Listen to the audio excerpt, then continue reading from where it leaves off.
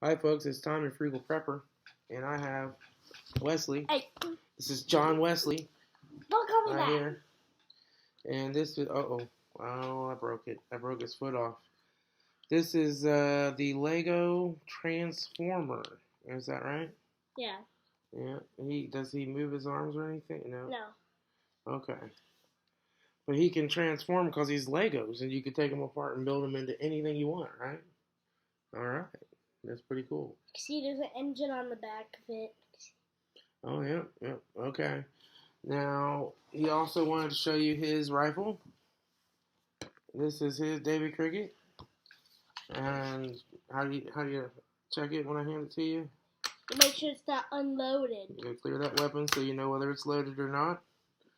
And that's your 22. Let's do that. There's a video of him shooting it out there a couple videos ago, folks. So,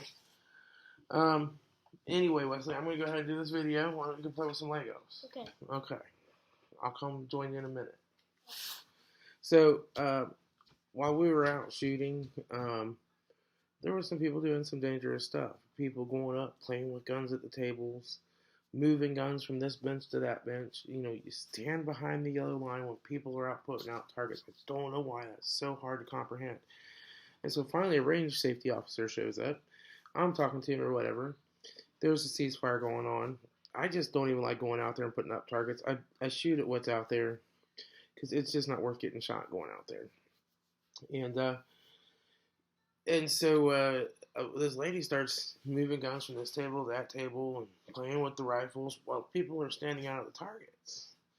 And I'm expecting him to say something, and he doesn't. It's not the first problems that I've had at this range, but it's like the only outdoor shooting range around the general area. And I really like the range, except that it's not safe. And so I got to thinking, like, what should I do? Because somebody is going to get shot at some point, probably when I'm out shooting, especially if I keep going to this range. And I cannot hang up targets. I'm okay with that. It's enjoyable just to sit outside and shoot. But what happens when somebody else gets shot, or one of these idiots aim a gun sideways and shoot me, or whatever? Probably, if you look at the statistics, it's probably not going to happen, but it could. So I decided that I wanted to put together something a little bit more of a first aid kit. I mean, I used to carry this little thing in my range bag, and it's just a little boo-boo kit, right?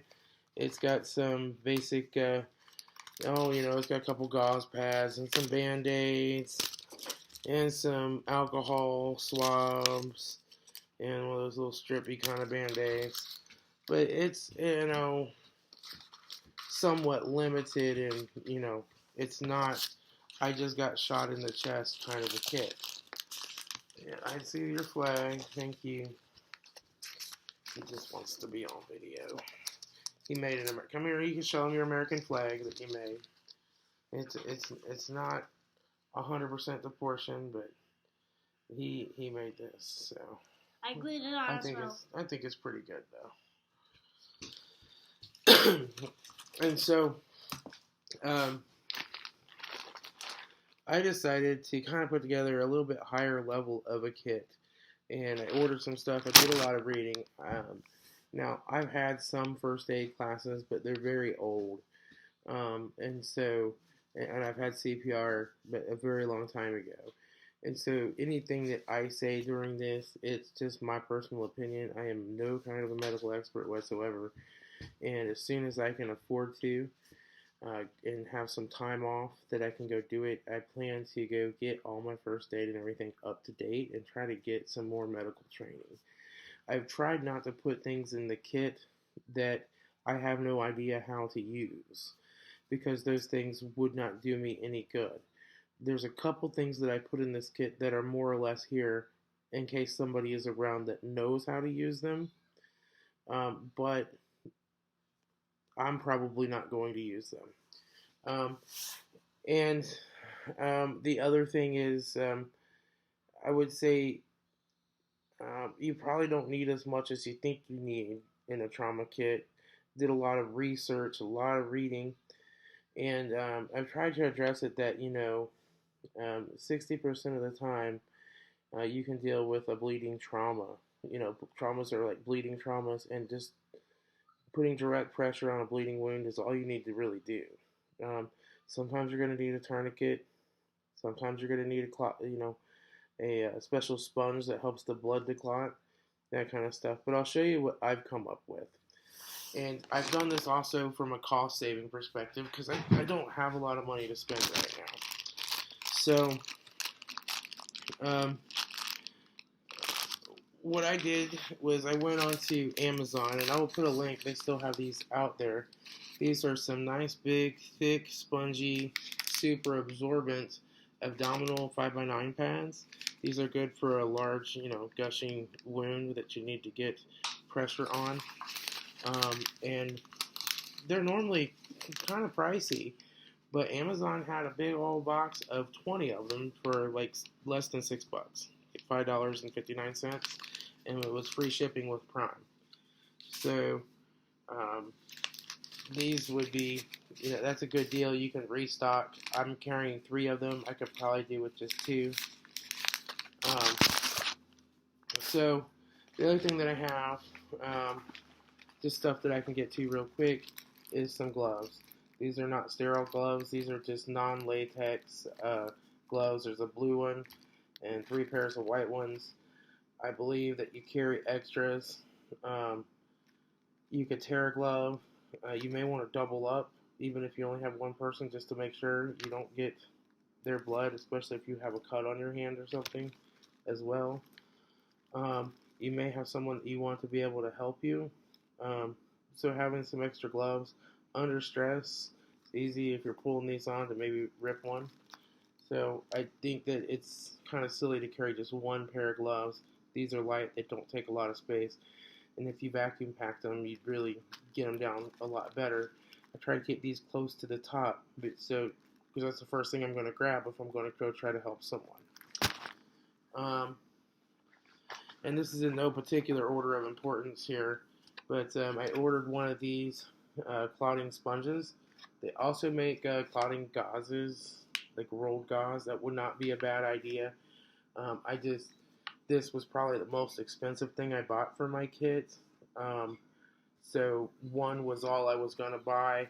I did go for they make a couple different sizes. I went for the larger one because it was only a few dollars difference. And again, I got that on Amazon. And then I have a couple small little rolls of gauze, and these are important if you need to pack a wound, like you got a artery, right, that's bleeding. You stick your finger in there, your gloved finger in there, plug off that wound, pack in some gauze on it, then you fold it like at a 45-degree angle or whatever, like a triangle, and you pack it again, fold it, pack it again, and get it right on that spot that's bleeding, and then, put another large gauze pad over it if you need to, and then wrap it and get some pressure on it. So I have a couple different sizes of gauze for that. The other things I have is just some smaller gauze pads, a couple of those, a couple of the even smaller ones. These are handy for if you're trying to deal with a wound that you want to get some pressure on or get something on it. You just need to clean it off around it. I have a couple of the triangle bandages coming, because I don't have any right now, and I almost always used to have those around. But for right now, I just have some of these latex tourniquets. I just went ahead and threw a few of those in there. Probably not enough to seal off a major arterial bleed. Might be enough to slow it down. So I threw it in there, but definitely might work for tying it around something to get some pressure on something. But when I get my triangle bandages, which can make a great tourniquet, and do a bunch of other stuff too, then I probably won't have those tourniquets in there. And they're supposed to come tomorrow. Now, this probably isn't needed for trauma. It's just a small cold pack. I just throw it in there because it's not uncommon for me to bump something or somebody to hurt themselves, spraying something, having a cold pack was a good idea, I think, in the first aid kit. Then this is something that I don't really have any training or know how to use, and I need to learn more about it. But maybe there would be someone around that would know how to use it. It's relatively inexpensive, and it's light. But this is a nasopharyngeal airway. You take, basically you take this beveled in towards the inside of the nose, and you shove that sucker up and back down the throat so that they can breathe, like if they have something blocking their airway in their mouth. It's again one of those things that's very small but has tremendous life-saving potential, but you may never need it. And I don't know how to exactly use it. So I probably would not use it unless there was absolutely no other choice and there was no help coming anytime soon. I might give it a shot, but it's one of those things that I want to go get some hands-on training somewhere to learn how to do this, so that I know.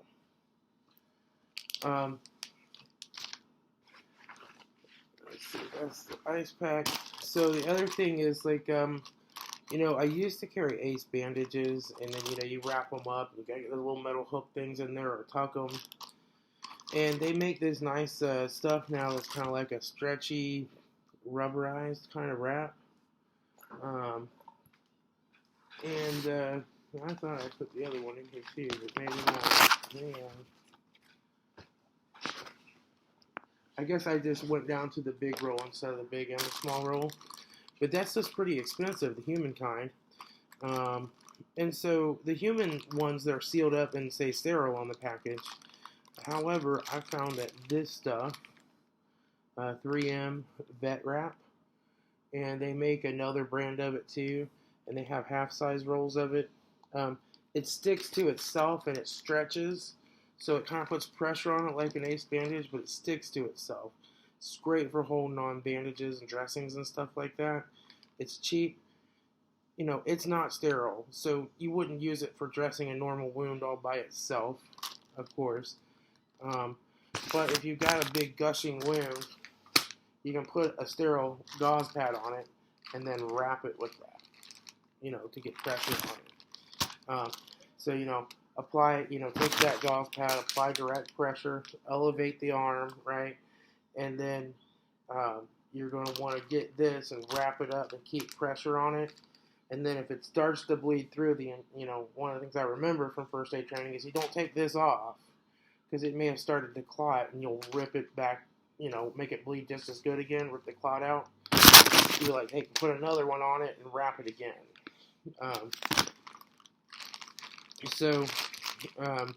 This is actually really cheap. This was like a couple bucks at Tractor Supply. I'm sure like probably Rule King and stuff would have this too. Like I said, they make half rolls of a different brand, but it's the same stuff. Comes in all different kinds of colors and patterns. But that's a lot cheaper, so I went with that. Now, the tricky thing here, let's see, the other thing I want to say is I like to keep a flashlight. And I know this is just a it looks a lot brighter on camera than this. This is a non-LED, I won't shine it at the camera, I hate when people shine flashlights at their camera. Non-LED little mini magnite, not particularly bright. It is focusable, you can get kind of focused down to a spot. Why is that important? It's to check people's response. To see how unconscious or what's going on, especially for a head injury. To see if the pupils are responding to light. And you don't want to be shining a 400 lumen Cree in somebody's eyeball. Okay, so a little pen light or something that's not super bright is good for that. So I want to talk a little bit about chest seals. I know you see thorax seals and hypervents and some vented chest seals, non-vented chest seals. What's best? What's right to do? And I'm going to tell you, from everything that I've read and been able to find out, chest seals are tricky and dangerous to do if you're not trained to do them. And they're even more so if you don't have 100% ability and capacity and training to do a needle decompression. You probably don't want to do a chest seal. Because what you can do is take what's a simple pneumothorax where the air is moving in and out but it's balancing so the person can still breathe somewhat, and turn it into a very complicated pneumothorax to where now the air can't get back out. Okay? And if you have a hole in the lung or air is still getting in somewhere but it can't get out, that lung comes over and starts to collapse. And as the pressure continues to build, it pushes the heart and everything over to the side. You'll see, that trachea shifts, so the esophagus, everything over. And what happens is it cuts off the arteries that go to or from the heart or whatever, so blood can't get to the body, and death is a quick result. So be very careful with chest seals. Only use them if there's no other option. And as far as tourniquets go, I'll use a tourniquet as a last resort. Now, the new quick clot sponges don't burn the tissue like the old ones did. The old ones used to actually burn and destroy tissue. So in those days, you might try a tourniquet before a quick clot. These days, I would probably put a quick clot on before I did a tourniquet, because tissue and nerve damage is a pretty serious possibility when you do tourniquets.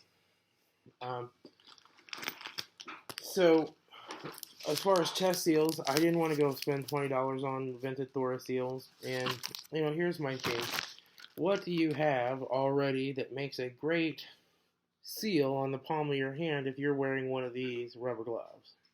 It's your hand. Now, what happens in a puncture wound, say to the chest, where it's compromised the airway space, is you can get a complication by where air's getting in, but it's not getting out. And then that lung starts to collapse. That's the problem. And overweight people especially, that there's a fatty layer under the skin, and that can slide back and forth on a traumatic injury. And you might look and see it just looks like a little tiny spot in the skin that's messed up. Slide that back and you see that whole hole. And the problem is that it can slide and shut off. So they used to say, you take and tape up a 3-sided plastic thingy on there, make a flapper valve. Air can get out, but it can't get in. The problem is that you can have that skin and stuff sliding around, especially as you see more overweight people, right?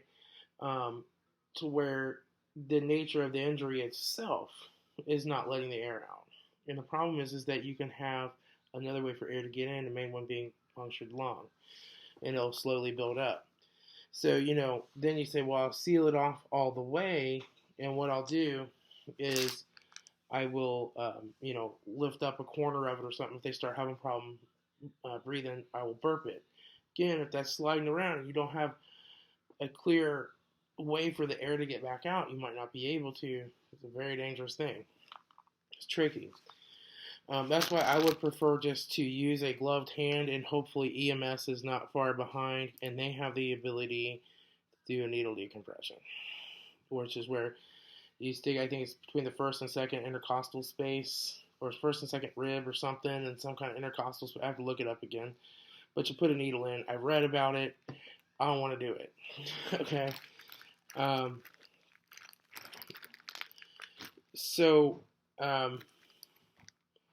I would rather keep that gloved hand over the wound to where I can kind of lift up on it and look and see what's going on. Let some air out. Tell them to exhale as far as they can. Cover it back up. Now, that being said, I still want to have the ability to seal a puncture wound. Why? Because there's normally an entrance and an exit wound if it's a gunshot. A lot of times there will be an entrance wound and an exit wound. I only have so many hands. Trying to do that on both sides, it's going to be much harder. So if it's becoming a life-threatening situation that I really need to control this, and EMS is a ways out, I do carry glue traps. This idea actually came. I want to give credit where credit is due. This came from North Carolina Prepper, because I was looking at Thoraseals and they're expensive, and I'm like, I really want to carry those. Um, these actually work really well. They stick to anything. So you peel that paper off and you stick it on there. Yeah, it's not a sterile thing. My view is get them breathing, stop the bleeding, get them to the hospital. They can give them some antibiotics later. So what I might still use this for, even though I don't want to seal off a chest wound necessarily completely, because you can take a bad situation and make it into a dead situation real quick if you don't know what you're doing. I would rather keep these in case I've got an entrance and an exit wound, trying to control this air pressure going in and out, keep these people breathing. Stick one of these on the back, stick one of these on the exit wound, roll them back over and focus on that entrance wound. And again, the goal here isn't for me to do any type of advanced trauma care. It's just to keep them alive until EMS gets there and to not make the situation worse. Okay, don't make it worse. Don't make them dead. Don't do the wrong thing, right? And if I'm not sure about something, it might be better to do nothing, but do what I can do. So that's just what my little trauma kit is. I know this is a long video. I haven't done any good videos in a while. My camera and my laptop and my phone are all gone, and I had to get a really cheap phone with a crappy camera. And this is actually a work laptop this is a MacBook I'm doing this on. So while I had it home, I was like, I'm going to do a video. And then, but yeah, hopefully I'll get some of that stuff replaced here before too long. Get another decent camera I can mount a tripod. And so, guess that's about it. Let me know what you guys think. I'd love to have some feedback. There are plenty of people out there that know a whole lot more medical stuff than I know, that might have some better ideas, but this is just something I came up with to be able to deal with a little bit more serious of an injury than I cut my finger. Alright, this is Tom, your frugal prepper. I will talk to y'all later.